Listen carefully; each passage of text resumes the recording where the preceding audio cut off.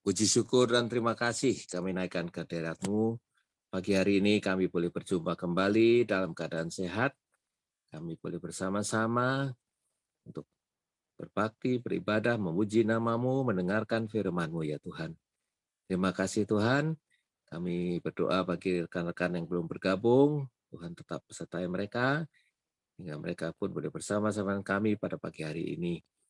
Tuhan berkati juga hamba-Mu, Pendeta Yosua yang akan menyampaikan firman. Tuhan kuduskan, dan Roh Kudus boleh menolong dia untuk menyampaikan apa yang Tuhan kehendaki kepada kami semua, dan Roh Kudus membantu kami untuk mengerti dan boleh melakukan dalam kehidupan kami. Terima kasih Tuhan, dalam nama Bapa, Putra, dan Roh Kudus, kami serahkan pertemuan kami pada pagi hari ini. Amin. Amin. Terima kasih Pak Jonathan. Shalom, selamat pagi Bu Farida. Halo, Tika, Bu Erni, Bu Yuliana. Apa kabar? Shalom, apakah suara saya sudah terdengar dengan baik? Sudah. Bagus, Pak Yosua. Luar biasa. Sudah Baiklah, semangat. Bapak, Ibu, Saudara yang dikasih oleh Tuhan. Oke, langsung. Ya. Pak Adam udah matiin mic-nya. Monggo, silakan. Ya, pagi hari ini saya menyampaikan apa yang mau saya sampaikan di lapas nanti supaya didoakan, ya, supaya dipertajam. Ya, poin yang saya mau sampaikan bahwa mujizat, ya, mujizat itu masih ada. Nah, sekarang persoalannya bagaimana kita mengalami mujizat. Ya, tapi di sini mungkin tidak bisa terlalu mendetail. Nah, tapi poinnya adalah yang pertama, mujizat itu adalah kedaulatan Allah. Jadi bukan kita yang mengatur Allah, atau walaupun memang kita harus punya kerinduan, punya pengharapan. Ya, tetapi mujizat itu sepenuhnya adalah kedaulatan Allah. Ya, bukan karena usaha manusia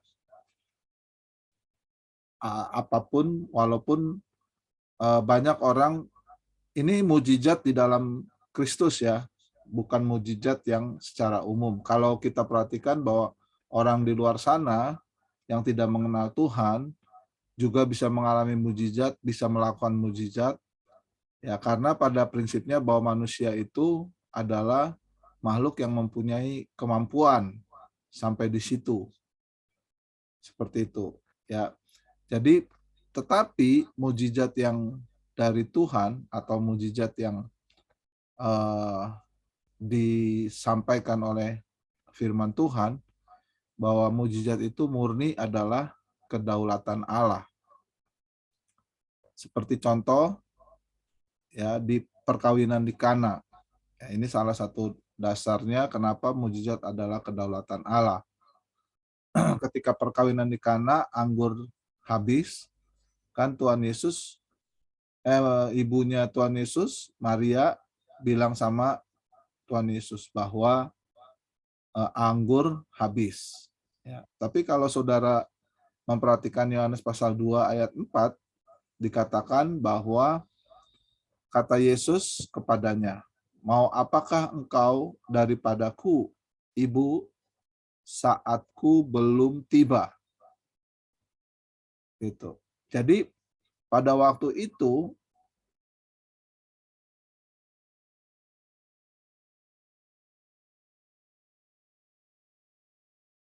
Pak Yosua suaranya hilang.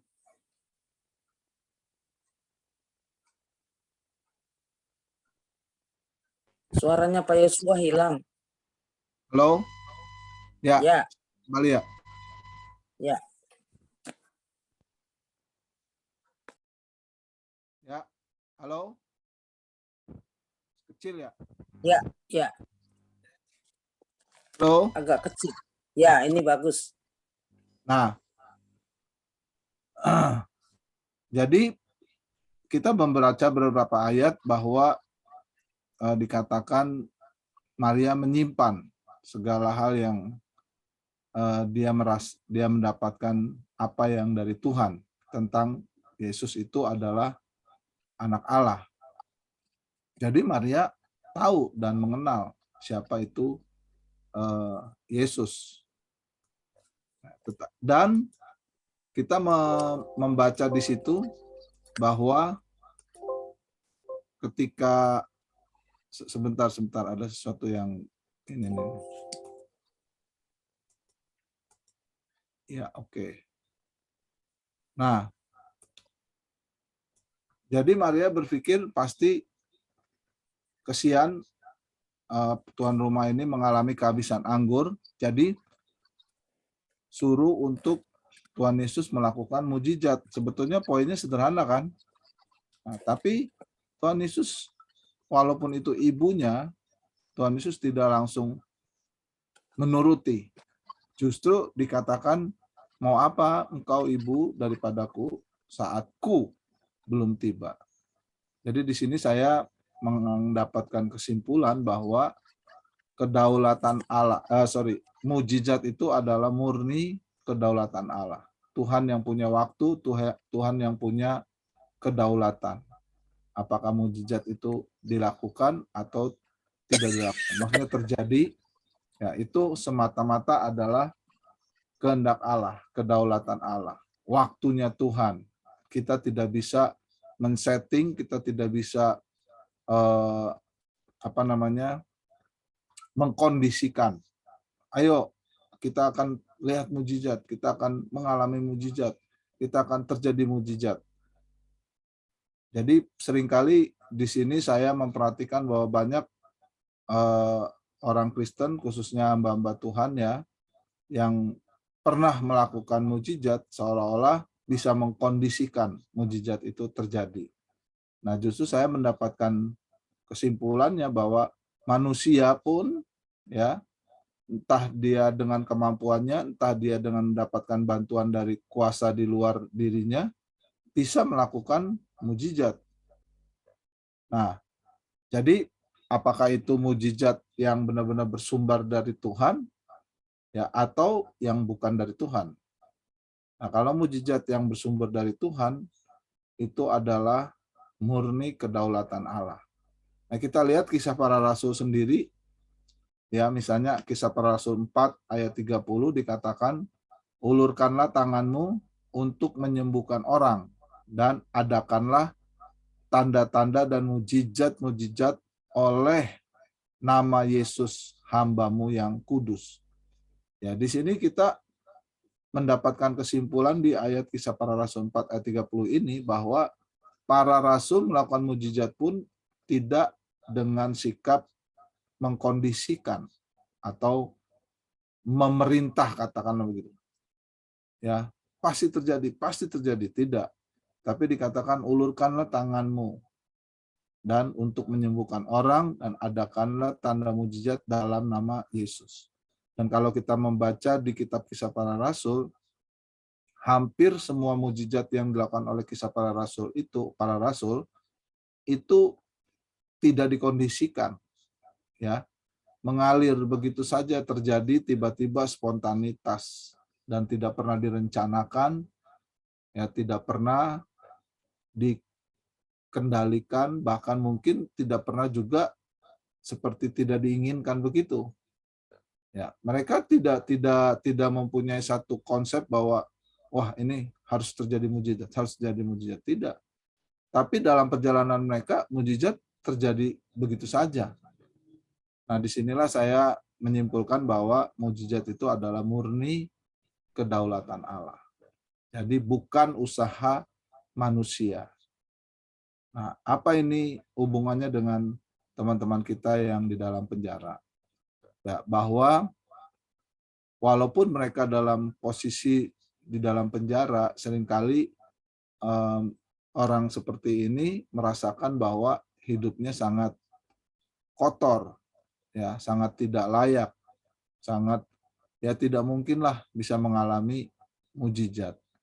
Nah, tetapi di sini saya memberikan motivasi bahwa eh, mujizat itu bisa terjadi pada siapa saja. Bahkan kalau kita lihat di Alkitab ketika Tuhan Yesus menyembuhkan, dia tidak menanyakan, kamu udah baca Alkitab belum?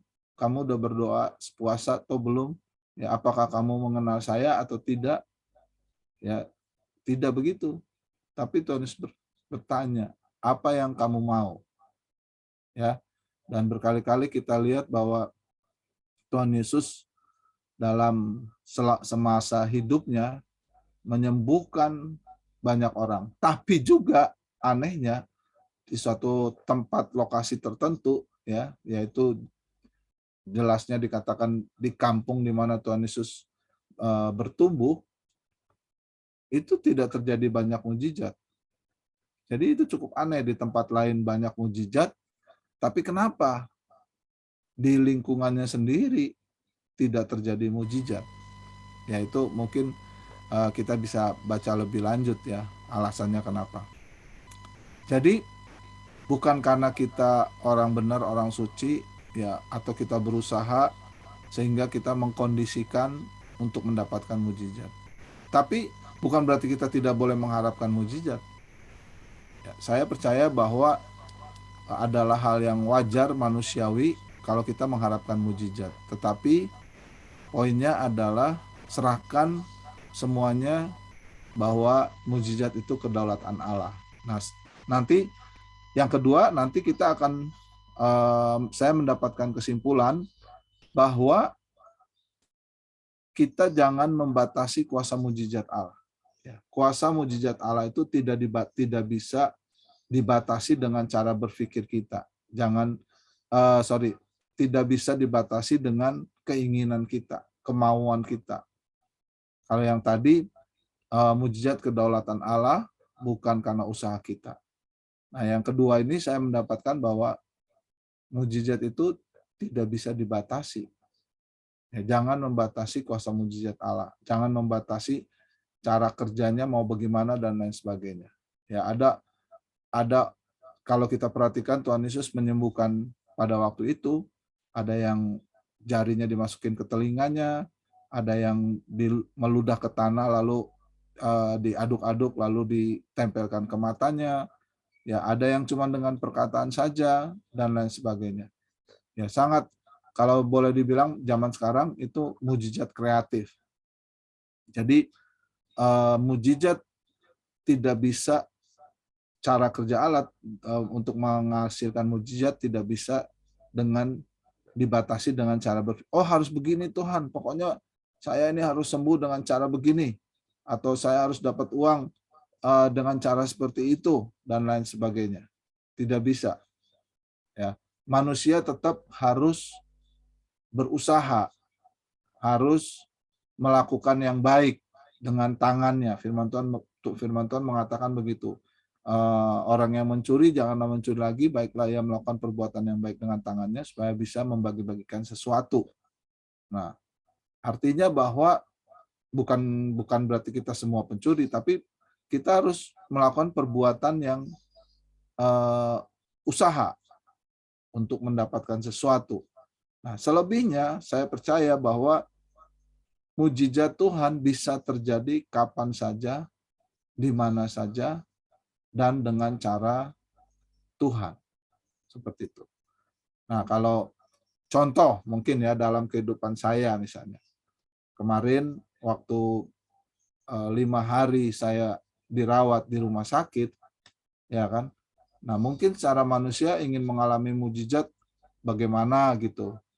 Tiba-tiba disembuhkan dan lain sebagainya. Saya percaya itu bisa terjadi. Ya, tapi saya merasakan bahwa Tuhan mengizinkan saya untuk beristirahat di rumah sakit. Nah, terus apa mujizat yang saya rasakan? Ya, disitulah saya bisa merasakan di dalam kesendirian, di mana ketika kalau saya tidak dalam kondisi itu kan saya selalu berada dalam keramaian, ya kan, pergi ke sana kemari dan lain sebagainya. saya tidak bisa berrelasi dengan diri saya sendiri. Nah, di situ saya bisa merasakan bahwa saya berrelasi dengan diri saya sendiri. Lalu yang kedua, mujizatnya apa? Ya, ada menurut saya kiriman-kiriman dari orang-orang, entah itu berupa makanan dan lain sebagainya, ya itu dalam bentuk makanan, tapi di balik semua itu saya merasakan suatu perhatian dan kepedulian. Nah, itu semua memacu saya, seolah-olah itu seperti memberi semangat gitulah, memberi semangat. Nah, buat saya itu adalah mujizat juga. Nah, saya pahami seperti itu. Walaupun tidak dalam waktu seketika tiba-tiba sembuh seperti itu. Nah, maunya kan begitu kalau orang mengalami sakit, ya maunya seketika langsung sembuh, misalnya itu mujizat baru. Tapi ternyata saya temukan ya jangan membatasi mujizat Allah, cara kerja Allah dalam melakukan mujizat. Nah, saya mendapatkan suatu kesimpulan, misalnya di kolam Bethesda, ya kan? Yang anehnya apa?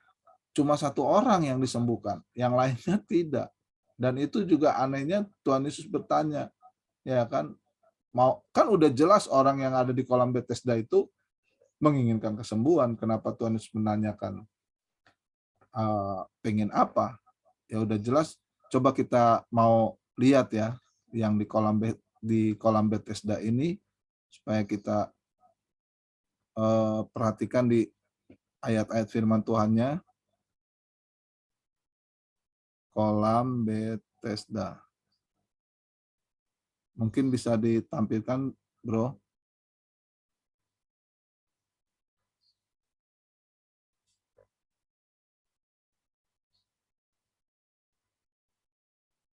Ya, Yohanes pasal 5.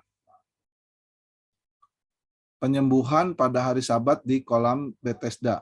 Ya, sesudah itu ada hari raya orang Yahudi dan Yesus berangkat ke Yerusalem. Di Yerusalem dekat pintu gerbang domba ada sebuah kolam yang dalam bahasa Ibrani disebut Bethesda. Ada 5 serambinya. Dan di serambi-serambi itu berbaring sejumlah besar orang sakit, orang-orang buta, orang-orang timpang, dan orang-orang lumpuh yang menantikan goncangan air kolam itu. Sebab sewaktu-waktu turun malaikat Tuhan ke kolam itu. Nah, bagi mereka mujizat itu terjadi kalau ada goncangan yang menurut budaya mereka pada waktu itu ada malaikat yang turun. Ya. Barang siapa yang terlalu masuk ke dalamnya, sesudah goncangan air itu menjadi sembuh, apapun juga penyakitnya. Nah, di situ ada seorang yang sudah 38 tahun namanya sakit. Ketika Yesus melihat orang itu berbaring di situ dan karena ia tahu, ya, ia telah lama dalam keadaan itu, berkatalah ia kepadanya, maukah engkau sembuh? Ya kan? Ini kan satu pertanyaan yang konyol. Ya, firman Tuhan dengan jelas mengatakan Yesus lihat orang itu berbaring di situ dan karena ia tahu. Jadi karena ia tahu, tapi malah kok Yesus bertanya, maukah engkau sembuh? Nah, di sini baru ditimbulkan bahwa keinginan, kerinduan, kita punya kerinduan enggak untuk mengalami mujizat Tuhan. Tapi kita tidak boleh membatasi cara kerja Tuhan. Jawab orang sakit itu kepadanya, Tuhan, tidak ada orang menurunkan aku ke dalam kolam itu apabila airnya goncang, dan sementara aku menuju ke kolam itu orang lain sudah turun mendahului aku. Di sini kita mendapatkan bahwa dia bisa mengalami mujizat dengan cara kalau dia turun ke dalam kolam. Tapi masalahnya karena dia udah lumpuh sekian lama, selalu pasti keduluan sama orang lain dan nggak pernah bisa dia sembuh. Nah, dia membatasi cara kerja Tuhan untuk melakukan mujizat. Tapi lihat Tuhan Yesus berkata kepadanya, bangunlah, angkatlah tilammu dan berjalanlah. Ya, sekian 38 tahun dia lumpuh. Tuhan Yesus cuma berkata, bangun, angkat tilammu dan berjalanlah. Pada saat itu juga sembuhlah orang itu, lalu yang mengangkat tilamnya dan berjalan. Jadi kita tidak bisa membatasi bagaimana Tuhan melakukan mujizat atau mujizat itu terjadi dalam hidup kita. Kita maunya begini, ya belum tentu apa yang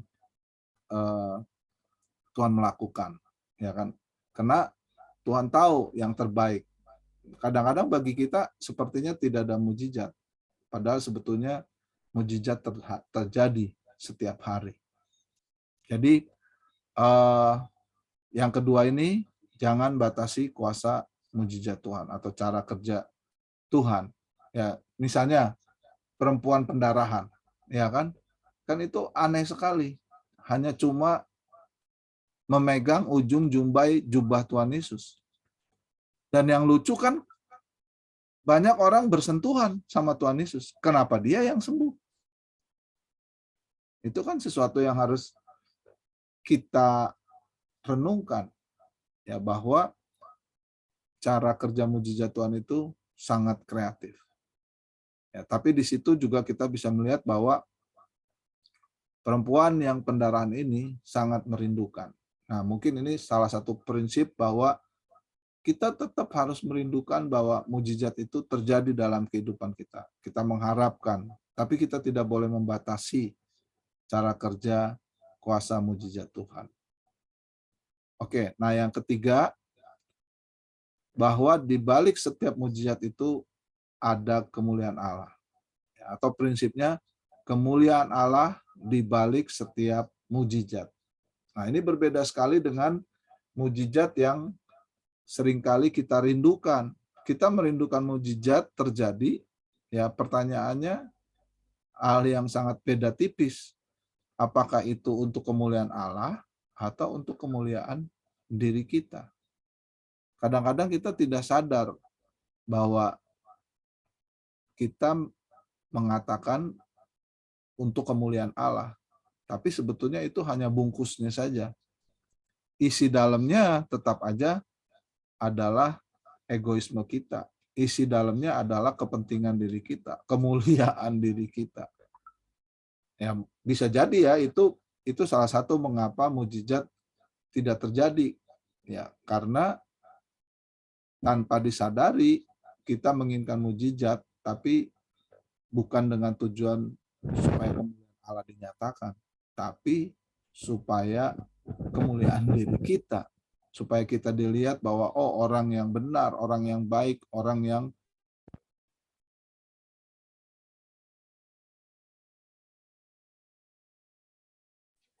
Suaranya hilang kok, Yos.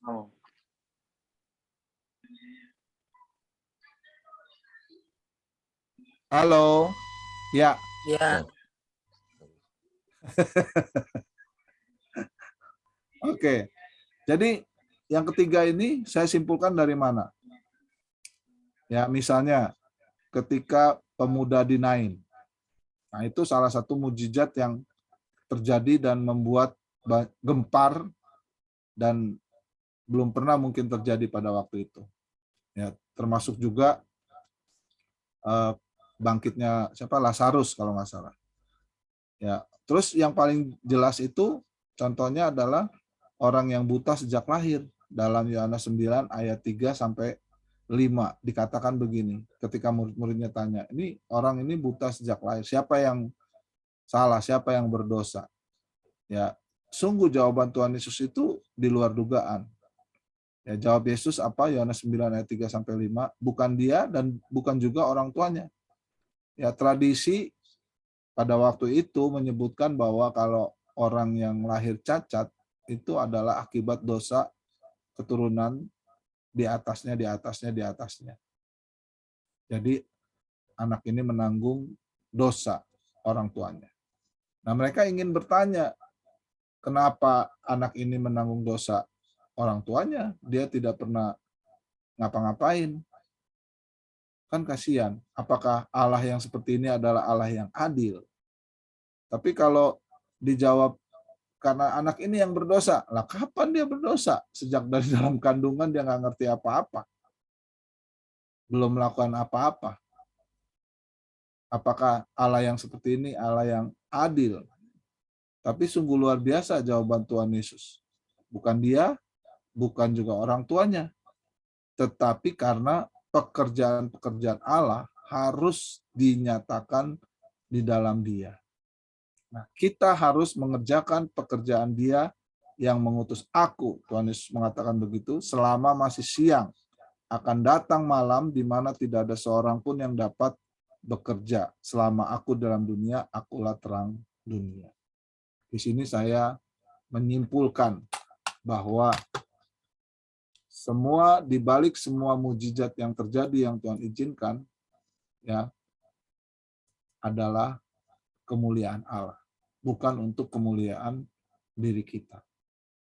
Ada pekerjaan Allah yang harus dinyatakan dalam kehidupan kita.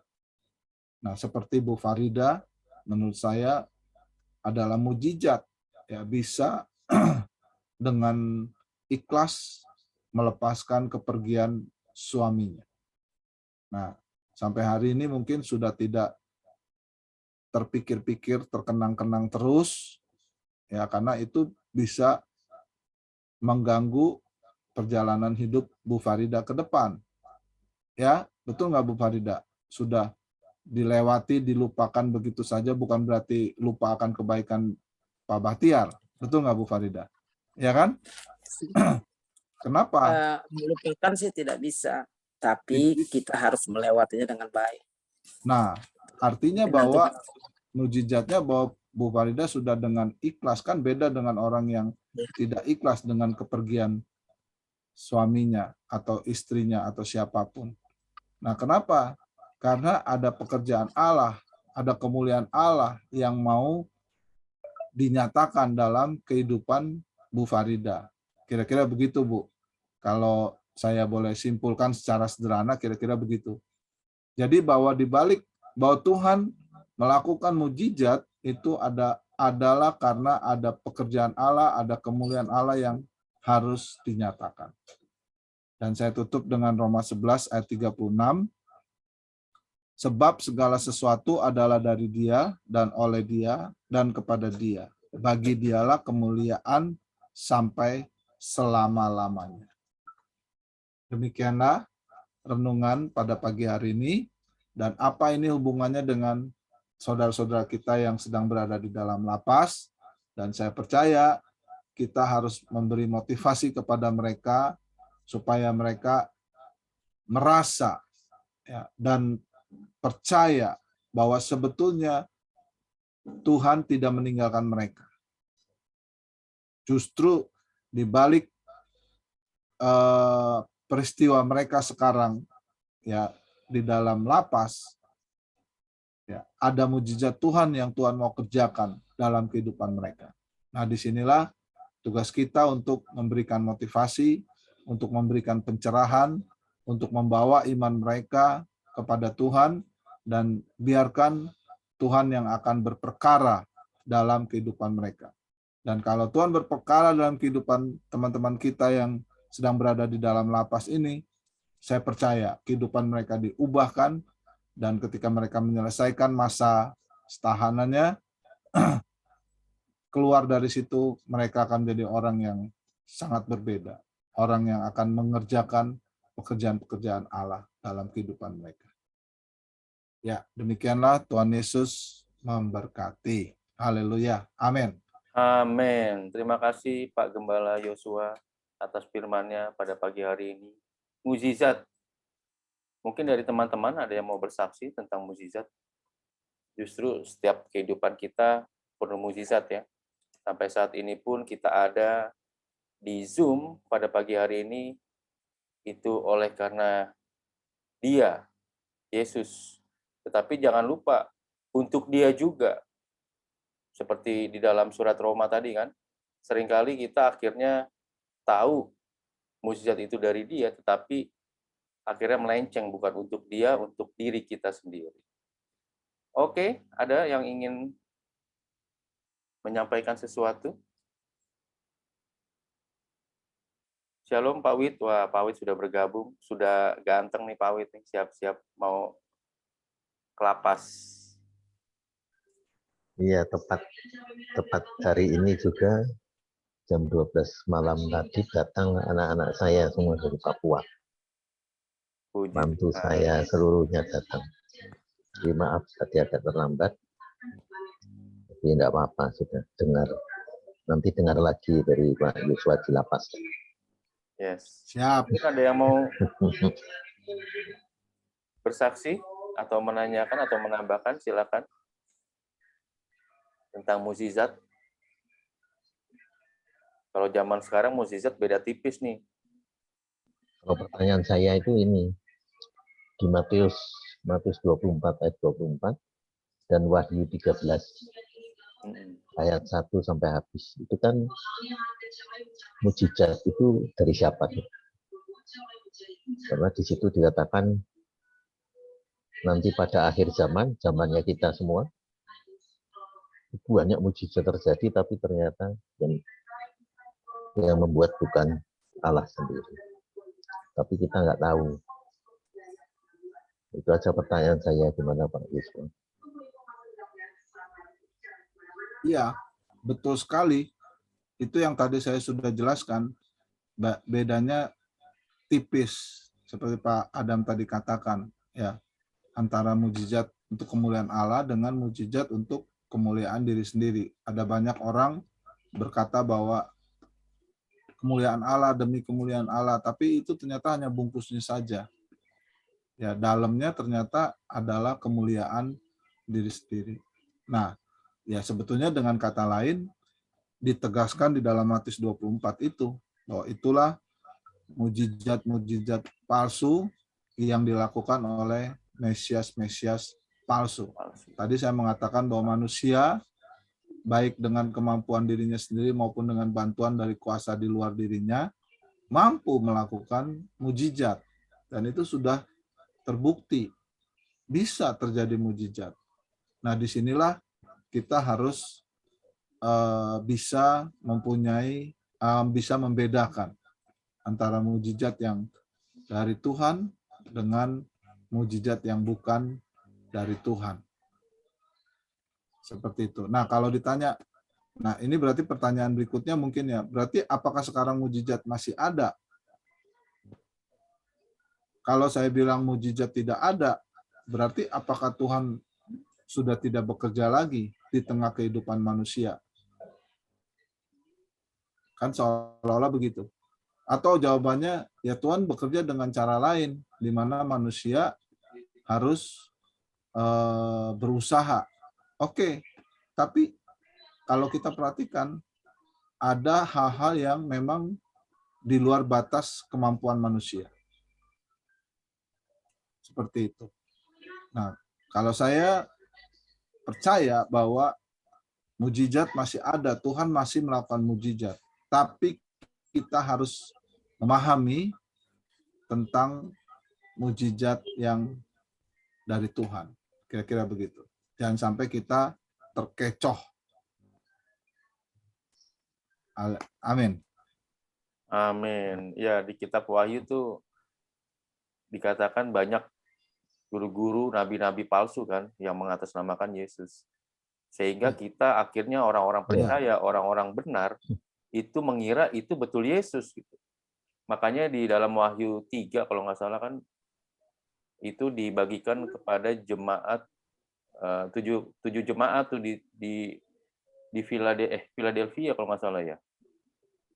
Di mana kota Philadelphia itu kan kota terkecil dari 7 jemaat yang mayoritas penduduknya itu orang-orang benar, orang-orang baik maksudnya.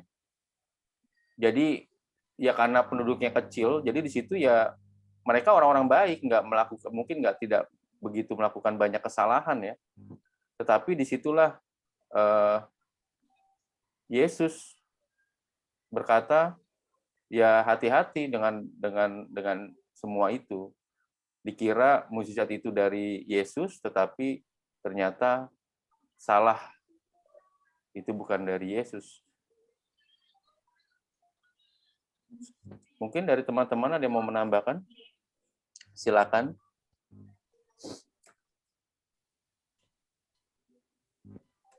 Mukjizat. Kalau bicara mukjizat enak nih. Setiap kita pasti Saya percaya mukjizat nih. itu masih ada sampai sekarang. Hanya pertanyaan saya persis seperti dalam Yohanes 2 ayat 24, di mana Yesus membuat mujizat dan banyak orang percaya, tapi kepada orang-orang yang percaya ini Tuhan tidak mempercayakan dirinya. Artinya Yesus hanya mempercayakan dirinya pada orang-orang yang berkenan kepadanya. Walaupun itu percaya kepada Yesus mereka semuanya. Kalau kita baca dalam Yohanes 2 ayat 24 dan sebelumnya itu ayat 23 24 itu mereka banyak yang percaya dalam nama Kristus karena mereka telah melihat tanda-tanda yang diadakan, artinya mujizat-mujizat Yesus sudah diadakan pada mereka. Tetapi Yesus sendiri tidak mempercayakan dirinya kepada mereka karena Yesus tahu mengenal mereka semua. Karena mereka cuma mengejar mujizatnya, tapi tidak mengejar Yesus. Artinya mengejar Yesus itu bukan pribadinya, tapi untuk memperoleh mujizat. Sehingga Yesus bilang bahwa, tapi kepada mereka itu tidak mempercayakan dirinya. Mempercayakan dirinya itu kan mempercayakan kebenarannya kepada mereka. Tidak mempercayakan firman-Nya kepada mereka. Tidak mempercayakan hidup kekal pada mereka, tidak mempercayakan keselamatan yang dia ada itu pada mereka. Sedangkan mereka juga orang-orang Kristen kalau menurut saya. Itu gimana kira-kira? Dalam Yohanes 2 ayat 23-24. Ya, silakan. Ada yang ingin mencoba menjawab? Kalau saya sih bisa menyimpulkan kita itu mengejar mukjizat. Mukjizat masih ada, kita mengejar mukjizat. Tapi kita kayak orang, ya kita hidup di dunia ya, kayak orang dunia, kita mau mengejar sesuatu, yaitu kita kejar. Setelah itu apakah iman kita, hidup kita tetap berserah kepada Tuhan? Itu pertanyaan. Seringkali kita mau mukjizat, begitu dapat, ya sedikit-sedikit, tipis-tipis, lupa lah. Menikmati dulu kan mukjizat itu kan, betul kan? Makanya di dalam Wahyu tadi berkata ya kita harus tetap iman kita percaya kepada Kristus. Kita harus menuruti firman-Nya. Harus tekun terus.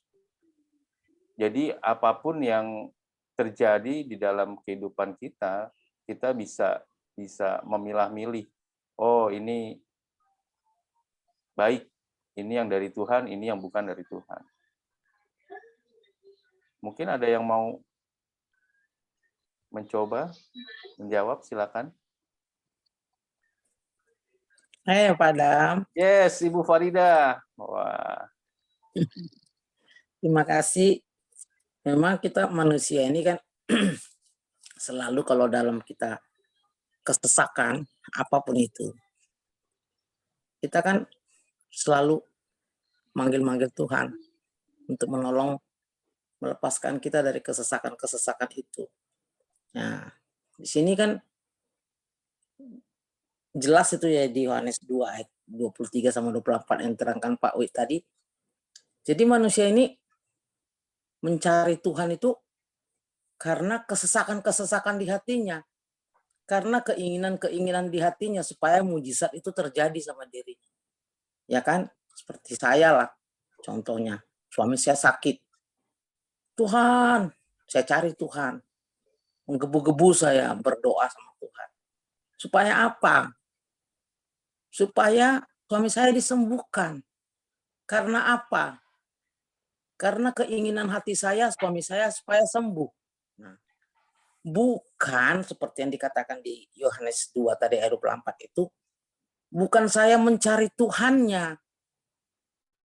Saya mencari mujizatnya, saya melihat mujizat-mujizatnya datang kepada Tuhan Yesus. Tuhan itu tahu hati setiap manusia yang terdalam. Dan dia tidak mau mempercayakan dirinya di ayat 24 kepada manusia-manusia yang seperti itu. Dia hanya mau mempercayakan dirinya kepada orang-orang yang memang tulus mencari dia, bukan karena embel-embelnya. Memang hatinya tulus mencari Tuhan. Bukan karena mujizat, atau bukan karena ini, bukan karena itu, bukan macam-macam deh. Tapi dia mau mencari orang yang memang tulus mencintai dia, mengikuti dia dengan sesungguh-sungguhnya, bukan karena ada yang lain. Barulah Tuhan itu mau mempercayakan dirinya kepada orang-orang yang seperti itu. Kayak kita ini kan masih belajar, masih diubahkan dari hari ke hari. Seperti saya dulu kan yang saya contohkan tadi. Saya bilang, Tuhan tolong sembuhkan suami saya menjerit-jerit, berdoa terus. Karena saya menginginkan supaya keinginan saya itu yang terjadi. Tuhan nggak mau seperti itu. Tuhan mau keinginan kita sungguh-sungguh tulus hanya kepada Tuhan, tidak dengan embel-embel mujizat, tidak dengan embel-embel supaya disembuhkan, tidak dengan embel-embel yang lain. Itu aja. Jadi mujizat itu seperti kata Pak Yusuf tadi, ya itu kedaulatan Tuhan. Bukan karena kita punya mau. Itu aja. Jadi semuanya itu ya kembalikan lagi kepada Yesus, semua kembalikan lagi kepada kedaulatannya semua. Itu aja Oleh dari dia, saya. untuk dia ya, Terima Bu. kasih. Iya, dari dia, oleh dia, untuk dia, Iya. untuk kemuliaannya, bagi kemuliaannya. Kalau Di Yohanes manusia 11 bukan ayat untuk 17. dia, untuk kita. Untuk dirinya. Untuk dirinya. Oke. Sama Iya. kayak lagu Jadi waktu kemarin itu kan saya bilang kan. Tinggikan nama Jadi, bukan dia tapi kita yang ditinggikan. Tinggikan diriku. Nah, iya itu dia. Masih Kasih ingat Pak Gembala. Terima kasih. oke, terima kasih. Iya, jadi contoh dalam kehidupan sehari-hari kita misalnya nggak kenal, kayak contoh saya nggak kenal Bu Farida gitu. Tiba-tiba saya cariin Bu Farida, pasti kan Bu Farida berpikirnya ada apa nih? Kita aja manusia bisa bersikap seperti itu gitu. Yang nggak pernah cuma tahu tapi nggak pernah berhubungan, nggak pernah apa namanya berkomunikasi, nggak pernah berbicara, cuman sekedar tahu nama tetapi tiba-tiba mencari Bu Farida gitu sampai ke rumahnya, pasti kan Bu Farida punya pikiran nih kenapa nih? Apalagi Tuhan kita gitu kan, orang mencari mukjizat. Ya tadi Bu Farida bilang ya Tuhan itu tahu hati kita gitu kan. Jadi ya kita aja sebagai manusia kadang-kadang suka berpikir mau ngapain nih orang? Tiba-tiba nyari saya nih. Gitu. Mau pinjam duit apa mau apa kan gitu. Akhirnya. Oke, ada lagi? Pak Jonathan mau menyampaikan sesuatu, Pak Jonathan?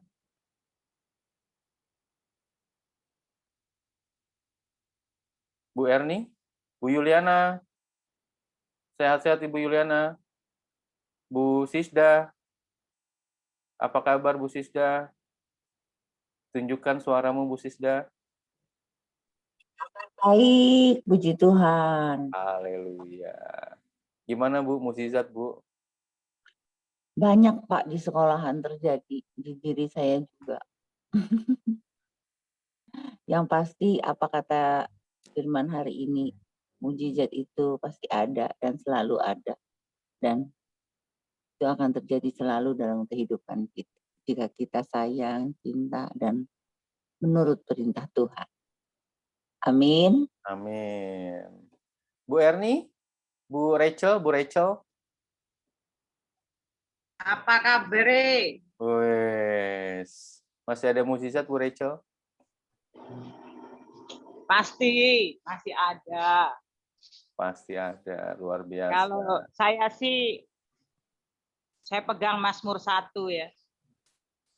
Mazmur 1 itu, kita itu nggak usah minta mujizat itu. Tuhan pasti kasih semuanya. Asal kita benar dekat sama sumbernya. Di Mazmur 1 kan jelas banget di situ. Kuncinya dalam kekristenan kalau menurut saya itu ya Mazmur 1, Amsal 28 itu jika engkau baik-baik mendengarkan suara Tuhan Allahmu. Itu lempeng-lempeng aja semuanya. Dan kita jadi orang menjadi ciptaan baru, kita jagai cara kita hidup, kita jagai juga menjaga cara hidup itu bukan dalam hal kerohanian aja ya. Misalnya makan, kita bukan jadi orang yang rakus lagi. Kita tahu ini nggak baik buat kesehatan, ya jangan dimakan. Jadi itu harus dilakukan gitu supaya nggak sakit. Bukan pasti kesehatan itu Tuhan berikan. Yang membuat sakit itu kan diri kita sendiri. Kita terlalu menuruti nafsu kita. Udah tahu itu makanan full kolesterol, tapi kita makan, kita tabrak aja. Nah, itu juga itu tanggung jawab loh. Itu harus kita benar-benar kita lakukan gitu. Jadi sudah tahu kita punya kolesterol tinggi, jangan makannya gorengan mulu. Terus udah tahu diabetes ya misalnya nih, jangan makannya over. Nah, seperti itu. Itu juga dalam hal-hal yang kecil-kecil gitu, nggak usah yang gede-gede. Itu harus diperhatikan benar gitu loh. Nggak ada memang di Alkitab ditulis misalnya kayak merokok, dilarang merokok, nggak ada di Alkitab. Tapi kan kembali lagi kekristenan standarnya itu tinggi. Apakah ini berguna bagi tubuhku? Apakah ini membangun bagi tubuhku? Nah itu, jadi saya rasa kalau mujizat itu selalu ada dan disediakan. Tapi kita jangan menantang Tuhan. Ntar kalau sudah sakit baru kita minta mujizat. Gitu. Kalau mujizat menurut saya waktu mama saya sakit itu dalam keadaan yang kritis seperti itu, meninggal itu juga mujizat. Berarti Tuhan memberikan dia tempat yang lebih meringankan segala bebannya, meringankan segala sakitnya. Mujizat ada dua, yaitu kalau orang sakit sembuh atau meninggal. Meninggal dalam Tuhan itu mujizat. Karena apa? Dia berarti sudah lepas dari penderitaannya dalam hidup di dunia. Buat saya itu mujizat. Kalau orang koma, kita tahu orang koma seperti apa. Kita manusia yang sehat itu kasihan gitu. Ya memang secara manusia kita nggak bisa terima awal-awalnya. Tapi lama-lama Tuhan kasih pengertian. Ini kan juga mujizat. Dia pulang ke rumah Tuhan, dia lebih ringan, meringankan semuanya. Nah itu, kalau menurut saya seperti itu. Jadi ya, itu aja. Tuhan, saya pegang satu prinsip. Tuhan sangat menghargai free will seseorang. Jadi, kita yang harus tahu diri. Itu aja. Terima kasih Bu Rachel. Wah. Oke, mengingat waktu nih, teman-teman kita mau pelayanan di Lapas Gunung Sindur. Ya. Boleh minta tolong Ibu Yuliana untuk tutup dalam doa sekaligus mendoakan teman-teman kita yang akan pelayanan di Gunung Sindur nih Bu Yuliana. Belum di-unmute Bu. Yes, oke. Ya. Ini di mana ada iman, ini saya tambah sedikit. Di mana ada iman, itu pasti ada mujizat. Di situ pasti ada jawaban. Kita hanya bermohon kepada Yang Maha Kuasa aja ya. Amin. Tuhan semua baik buat kita. Saya alami, bagaimana saya alami waktu saya sakit, habis darah, habis cairan, lidah udah pendek, tapi satu mujizat Tuhan sembuhkan sampai saya ada saat ini. Tuhan, amin. Tuhan memberi kekuatan kesehatan buat saya. Itu yang saya alami, satu mujizat dari Tuhan. Mujizat itu sampai sekarang ada. Kalau kita bermohon selalu kepada Tuhan, pasti ada jawabannya. Di mana ada pengharapan, di situ pasti ada kekuatan bagi kita. Puji Tuhan, itu yang bisa saya sampaikan, dan kita akan tutup dalam doa. Mari kita sama-sama kita berdoa. Terima kasih Tuhan, Engkau baik, sungguh baik. Di pagi hari ini kami dapat berkumpul bertemu, walaupun lewat online, tapi kami percaya Tuhan hadir bersama-sama kami di ibadah pagi melalui estafet Morning Spirit ini Tuhan. Engkau berkatilah hamba-Mu yang sudah menyampaikan firman Tuhan mengenai mujizat-mujizat yang akan terjadi. Sampai saat ini kami yakin dan percaya mujizat itu ada. Buat Bapak Pendeta Yosua yang sudah menyampaikan, Engkau berkati dia dalam tugas pekerjaannya, baik rumah tangganya maupun pelayanannya. Tuhan memberkati. Kami yakin dan percaya lewat doa-doa hamba Tuhan, lewat firman Tuhan, banyak jiwa yang diselamatkan, banyak jiwa yang dimenangkan. Terima kasih Tuhan, sebentar lagi buat hamba-hamba Tuhan yang akan pergi ke lapas untuk melayani umat-umatnya, anak-anak yang ada di lapas sana Tuhan. Engkau berkati mereka, pakai mereka lebih heran, lebih luar biasa Tuhan. Banyak jiwa yang mereka menangkan di lapas sana Tuhan. Kami imani, kami percaya apa yang mereka butuhkan, yang mereka siapkan semuanya dipenuhi oleh Tuhan. Tuhan tidak akan permalukan hamba-hambamu atau anak-anakmu yang akan melayani di sana. Tuhan akan memenuhi segala kebutuhan keperluan mereka. Terima kasih Tuhan, baik perjalanan mereka untuk ke lapas, Tuhan sertai dalam perjalanan, jauhkan dari segala mara bahaya Tuhan, jaga lindungi, dan tibakanlah mereka dengan selamat di lapas sana Tuhan. Kami percaya Tuhan selalu berserta dengan mereka, di mana mereka melangkah di situ Engkau ada. Terima kasih Tuhan. Ini doa dan pergumulan kami di pagi hari ini kami serahkan semua ke dalam tangan Tuhan. Kami bisa melaksanakan aktivitas kami semuanya, apa yang kami lakukan, yang kami kerjakan, biar Tuhan Kau buka jalan, beri jalan keluar bagi kami. Kami yakin dan percaya pintu-pintu berkat akan terbuka bagi kami, baik pribadi maupun keluarga kami. Terima kasih Tuhan, hanya di dalam nama Tuhan Yesus kami selalu berdoa dan mengucap syukur atas berkat-berkat-Mu. Haleluya, haleluya, amin. Terima kasih. Amin.